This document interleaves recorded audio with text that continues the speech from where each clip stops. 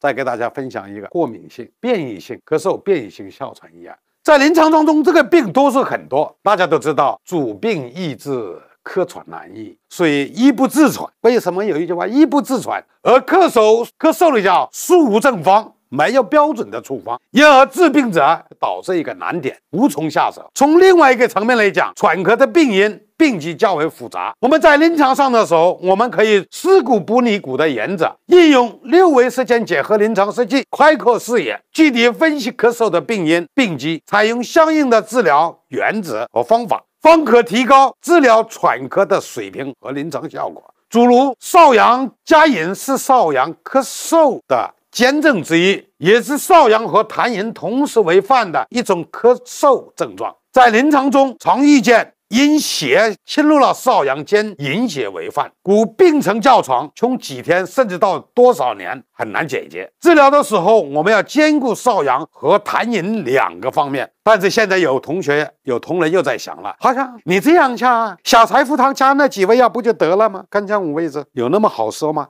不见得，因为有个隐在不在。我们看一个一样，干县的10年的时候，因为他说这个5年前外感留下了常年咳嗽的毛病，被医院诊断为变异性咳嗽。多年来早晨起来了要咳了，一咳了痰吐出来才会缓解一下，一咳嗽了2个肋间有疼痛，一咳嗽了2个肋间有疼痛。平时走路挤的话呢，上楼梯都会喘气不过来，喘不过来。复因季节交替或者是气候变化，容易感冒诱发的本病加重，尤其是每年春节这期间必须要发作，这就奇怪。到了春天他就开始很怕春天，季节一交换，春天来了，他一定要去出一次院，如此至少一年住3到5次院。那么我们看那个症状，身高了才1.58米，体重49，体型均匀，脸是青黄，神疲乏力，呼吸急促，阵发性汗出。突然间，与1个月前因作息不慎受凉后出现了咽痒咳嗽，首先是咽喉痒咳嗽，痰呢是白色的，很难咳得出来，胸闷喘急，喉中伴有哮鸣音。早晨起来咳嗽就更加严重，咳的是2个肋间的疼痛啊，出现心悸心慌，口感口渴。下肢发麻发凉，月经周期正常，月经前乳房胀痛，睡眠大便都正常，脉弦其他没问题。我们看啊，脉4项临床诊断，我们先看这个4项。这个4项看到这个以后，我们看到的微型舌少阳病主胆气上逆，是吧？出现这个现象，那么主要是出现了滋生痰饮水湿，出现了少阳转入太阴。在那个从6经辩证的角度来讲，本病邪克于少阳，所以导致了半表半里，因为气机郁而不达，三焦气机不畅，肺水不行，然后津液不能下行，行气成痰成饮，肺色肃降，出现了咳嗽不止。其病理特点在于正邪相恋，正邪双方而言，就是说邪气不能长期自入，正气不能骨血外出，两者之间呢出现了这个相似，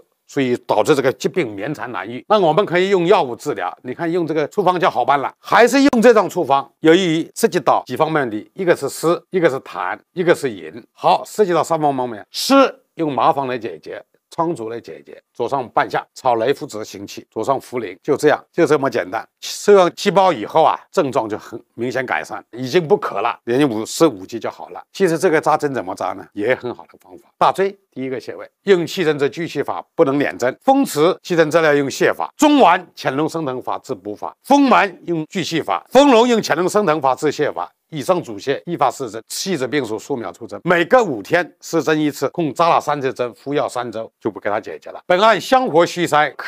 邪克于少阳，正虚不能骨血外出，以致气机郁而不达，三焦不畅，经不发气，而具成痰成饮引起的这些现象。总体来讲，我们还是从摄象的角度直接一步到位，所以出现了这个水饮郁了。所以我们用柴胡、桂枝、干姜调和它的寒热，主入麻黄祛寒湿，苍术硬脾发湿，半夏茯苓来附子，兼营散水，行气化痰，肺脾同治啊，增强了温发水营，这个平喘，这个整体来讲啊，切中吭气。